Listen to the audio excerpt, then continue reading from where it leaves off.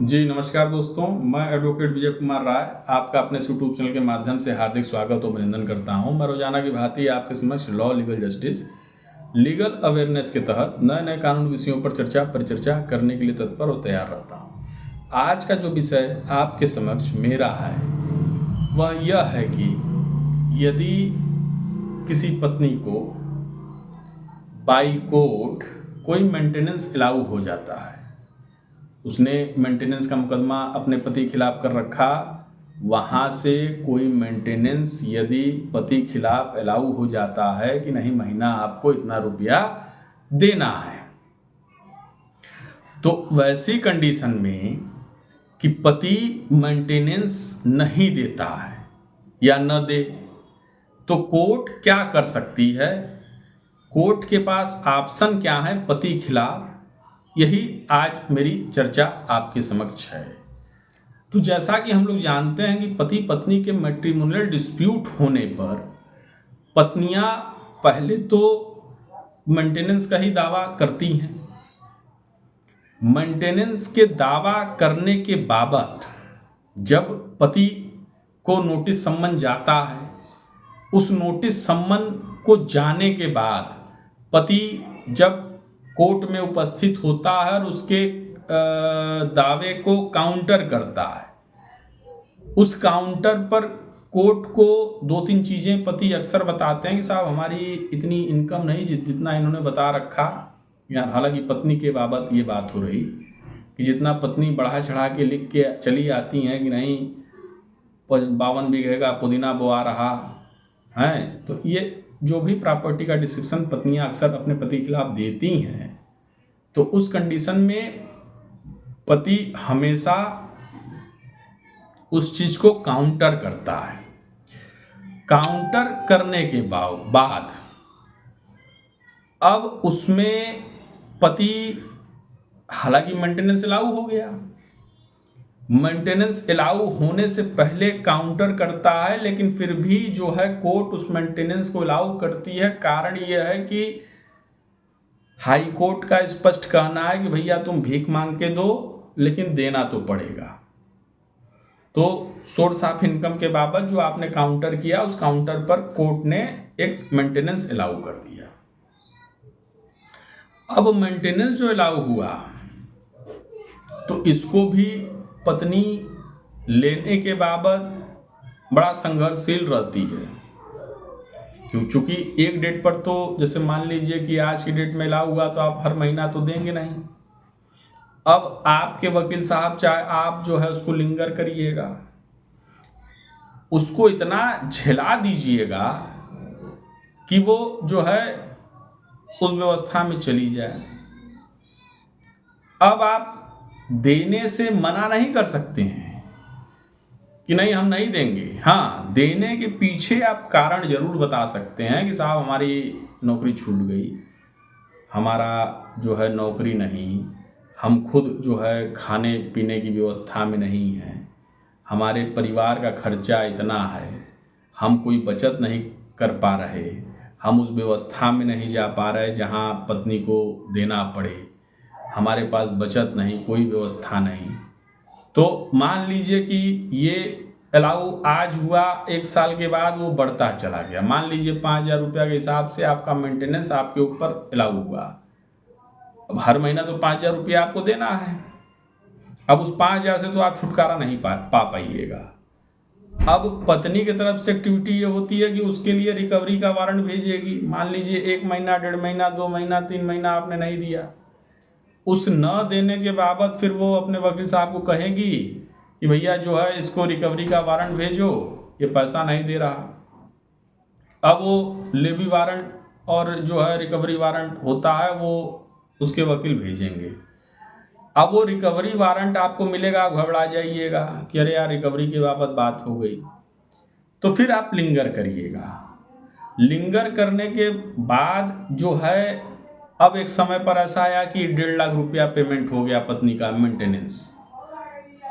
अब रिकवरी पर वारंट जा रहा, आप पैसा नहीं दे रहे, 1.5 लाख रुपया हो गया। अब कोर्ट क्या करेगी? कोर्ट को देखिए पावर है, वो आपकी प्रॉपर्टी चल हो अचल संपत्ति हो, बैंक का हो, आपकी सैलरी हो, वो अटैच करने का पावर है कोर्ट को। उस अटैच करके जो रिकवरी आपसे बची है 1.5 लाख रुपए की, वो कर सकती है कोर्ट। लेकिन कोर्ट भी अपने मन से नहीं चलेगी, कोर्ट भी अपने मन से कोई एक्शन नहीं लेगी जब तक आपकी तरफ से कोई पैरवी न हो। अब जब पैरवी की बात मैंने आपसे कही, तो आप ये जान लीजिए कि आप ये नहीं कर सकते कि नहीं हम मेंटेनेंस नहीं देंगे। जब मेंटेनेंस अलाउ हुआ तो आपको तो देना ही पड़ेगा, चाहे भीख मांग के दो, चाहे चोरी डकैती करके लाओ, देना पड़ेगा, उससे कोई आपको नहीं बचा पाएगा। हाँ, लिंगर आप जरूर कर सकते हैं कि नहीं ठीक है, हर महीने जा रहा 1.5 लाख पेमेंट हुआ, आप कोर्ट में आए, 25-50 हज़ार रुपया जमा किया, कोर्ट के सामने हाथ जोड़ लिया, तो कोर्ट का भी दायित्व यह रहता है कि चलो ठीक है, इसी बहाने लड़की कुछ मिल तो रहा, तो कोर्ट उसको एक्सेप्ट कर लेती है, आपको 2-4 डेट का मौका दे देगी। फिर कहेगी कि नहीं जो है आप जुटा के लेके आइए, तो आप जुटाइएगा, फिर आइएगा, फिर दीजिएगा। मतलब ये सारी चीज़ें होती रहती हैं। अब कोर्ट अपनी व्यवस्था से कोई कार्य नहीं करेगी, कोर्ट उसी व्यवस्था में कार्य करेगी जो पक्ष द्वारा किया कराया जा रहा। अब मान लीजिए पत्नी को आपके मेंटेनेंस नहीं मिल रहा, 1.5 साल से आपने 1 साल से बाकी कर लिया, 1.5 लाख रुपया पेमेंट हो गया, तो उसके बाबत तो वो एप्लीकेशन कोर्ट ही में न मूव करेगी। अब कोर्ट में जब एप्लीकेशन उसने मूव किया तो कोर्ट उस पर जो है वही वारंट वगैरह इशू करेगी। अब उस पेमेंट को पाने के लिए पत्नियां अक्सर एग्जीक्यूशन फाइल करती हैं। एग्जीक्यूशन में वही रिकवरी के बाबत मुकदमा चलेगा, उसमें आपका सारा चीज इन्वॉल्व है।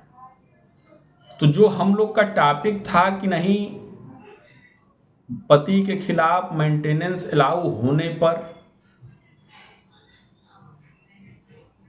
कोर्ट पति के खिलाफ क्या कर सकती है, क्या पति को मेरिट है, क्या डिमेरिट है, तो इसमें 3 चीजें हैं, बड़ी स्पष्ट तौर पर समझ लीजिए कि भैया आपके ऊपर अगर मेंटेनेंस अलाउ हो गया, आज नहीं कल आपको देना पड़ेगा, उस मेंटेनेंस से आप नहीं बच पाओगे। लिंगर कर दिया आपने, वो आप कर सकते हैं, आपको अथॉरिटी है, एक्सक्यूज है, कई सारे बहाने हैं, आप बनाते रहिए, आप लिंगर कर पाओगे। लेकिन इस चीज को देने से आप मना नहीं कर पाओगे। आप लिंगर करने के पीछे कारण बता सकते हैं कि हाँ मेरे पास पैसा नहीं, हमारा ये इनकम नहीं है, हमारा ये सोर्स नहीं, हम खुद ही जो है मर रहा है, कहाँ से दे दें। अच्छा, इसमें कई हमारे ऐसे दर्शक हैं, कई क्लाइंट हैं जिन्होंने हमको फ़ोन किया कि साहब अगर इस तरीके से मान लीजिए हम देने में डिफ़ॉल्ट हो जाएं तो वैसी कंडीशन में क्या हमको जेल होगी? तो जेल तो होगी जरूर। देखिए, जेल 2 प्रकार की होती है, एक सिविल नेचर के केसों की जेल अलग है और एक क्रिमिनल ऑफेंस की जेल अलग है।